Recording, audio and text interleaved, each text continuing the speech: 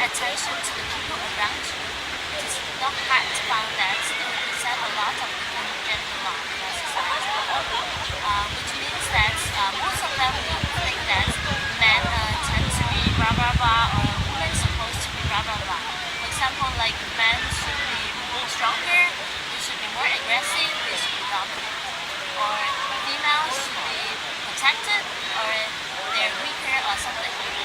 One of the common norms that our group is interested in is that people tend to believe that guys are more independent and girls are more dependent. But how do we determine the dependency?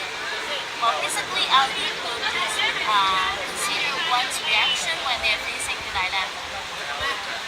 Because generally in our society, men will solve the problem on his own when he faces the problem, and then female will tend to seek help.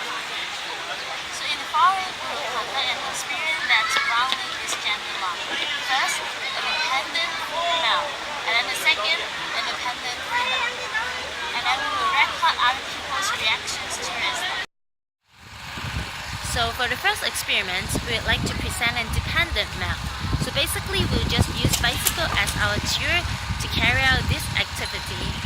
So first of all, we will ask our male groupmate Ching to pretend that his bicycle is broken and then he don't know how to fix it and he had to seek help from other people. And he probably will seek help from few female as well as male strangers. And we would like to see like how female and male react differently towards people who need to help, and also and control experiment will be carried out to see whether there is differences between a male seeking help and also a female seeking help. In the first set of experiment, I showed dependency through asking people to help me to fix the bike. We tried to maintain average distribution of certain characteristics of the sample subjects. I have reached 14 people for help. Half of them were male and half were female. I also attempted to seek help from men and women of different age, and this was achieved to a certain extent. Now I shall present the findings of the experiment. Although nobody rejected helping me, people of different sex showed great discrepancy in ways of helping. When I asked men for help, 7 out of 7 helped me personally by either fixing the bike by themselves or instructing me verbally, in contrast to just 1 woman instructed me. In addition, there were 3 people voluntarily helped me as I was looking for help, and all of them were men. Others helped until I asked them to. There was this particular middle-aged man in his 60s cycling with a young boy. We met in a park where they stopped. He voluntarily helped me with gloves on and said, "I saw you looking for help so long. Let me help you." There were some responses also worth mentioning. In the beginning of the experiment, I sought help from a man in his 40s. He spoke out his disappointment regarding my dependency and said something like, "Wow, you can't even fix your bicycle at this age." I actually felt ashamed and apologized repeatedly to enhance my sense of being inferior. Still, he fixed my bike by hand without hesitation. Moreover, the two sexes varies greatly in their willingness of showing inability. 1 out of 7 men said he didn't know how to fix the bike, yet he still successfully instructed me to fix it. On the contrary, only 1 out of 7 women did not say she don't know, but she still suggested me to seek help from the shop nearby. The responses collected in Experiment 1 showed some very typical expectations in our gender role. Men were expected to be capable of fixing things, while women were expected to not knowing how to fix things, especially things associated with sports. Women were only expected to know how to seek help from others, or more precisely, to seek help from repair shop where the man dominates. Therefore, women did not voluntarily offer help, but men did. In addition, the man who teased me displayed a very typical masculine figure who expects other men to be as masculine and independent as he is. Such masculine figure is also taught to the young boy when his father voluntarily offered help to me. Gender role is maintained through everyday life. On the other hand, women in general were encouraged to admit their inability and give up trying immediately when they don't know something, while men are much less likely to admit their inability. Even if they do, they were expected to be independent and solve problems by themselves before looking for help. I'm responsible for the control, acting as a dependent female, asking for help. Well, for men, they are generally much more willing to give a helping hand. They don't seem to feel awkward when I bump into them asking for help.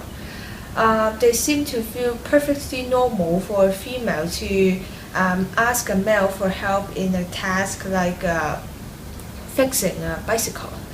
And it is true that most of them know how to fix a bicycle. Although some of them have no idea about it, they will try to figure it out by themselves and fix it eventually.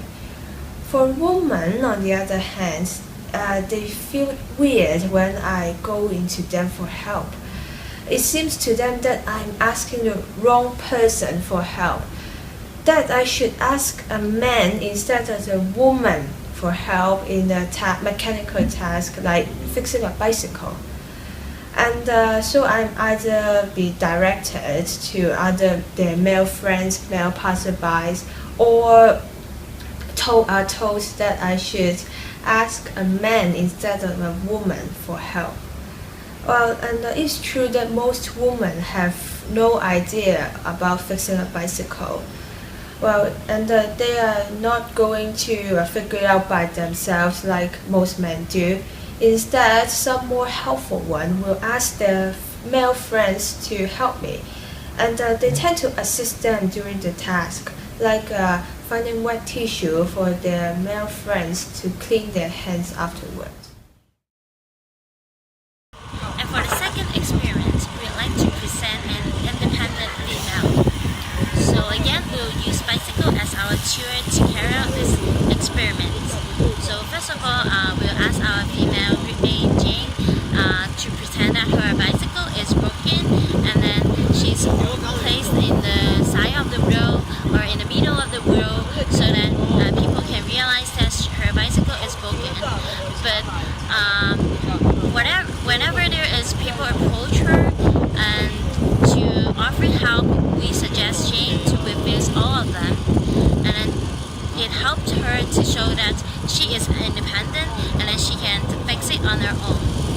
So in the process, and we will record like how many people actually offered their help and how many people actually insist to help even though Jane has refused any of them. And also the control experiment will be carried out by our male roommate Jane, so that we can see whether there is differences between female and male to present that they are independent. In experiment 2, I showed independency through pretending to be fixing the bike for 30 minutes and see if people would voluntarily offer help. Totally, I was offered help 3 times when I fixed the bike along the cycling track. Similar to experiment 1, no women but 3 men voluntarily verbally instructed me. A middle-aged man instructed me in the first location, and in the second location was a man in his 30s who seemed to be a keen cyclist, and an older man with his family instructed me. Note that the cyclist was pointing at where I should fix it, but not by fixing by his own hands. Also, although I attracted some attention from people nearby, only men helped me.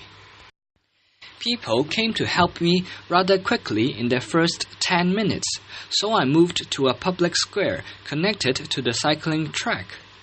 There were mostly groups of women talking to each other. For the remaining 20 minutes, nobody offered help. I remembered I raised my head in frustration, and I noticed some women were looking at me, but no action was taken by them. And I sensed the rigidness of gender norm the most at that moment. I also remembered there were a family passing by, and the father said, "Don't mind him, he's working on it," when the mother was considering helping me. Once again, we can see results similar to experiment 1. Women do not expect themselves to be helping men on these issues. People tend not to disrupt men's acts of independency. They may guide a man, but they won't do it for them. In contrast to females showing independency, they tend to do it for them, implying that they expect women to be more dependent. From male passerby in this experiment. Female passerby tends to look and walk past without offering any form of help.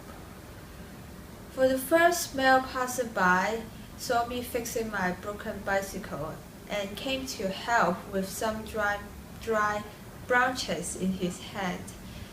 He didn't seem to believe that I could fix it by myself, and I found it really difficult to refuse his help at the same time, because he was so willing and prepared to fix the bicycle. And for the second male passerby, offered his help, and I refused it at the first time. Then a while later, he walked past again in the opposite direction, saw me still struggling with my bicycle. But this time he insisted to help me and said to me that I should accept his help earlier instead of wasting my time trying to fix it by myself. The third male passerby didn't offer his help directly. Instead, he rested with his friend in a nearby bench. After some time, he was convinced that I was nowhere near in fixing my bicycle. So he came to offer his help unwillingly, because he thought that fixing the bicycle would lead to dirty hands. So it seems to me that his help was out of some kind of moral responsibility.